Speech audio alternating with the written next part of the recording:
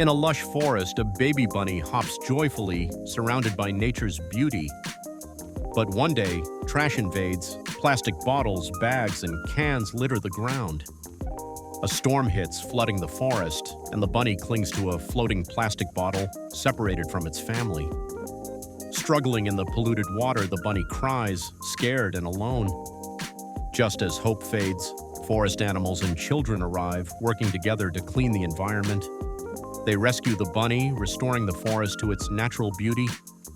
Reunited with its family, the bunny hops happily once more.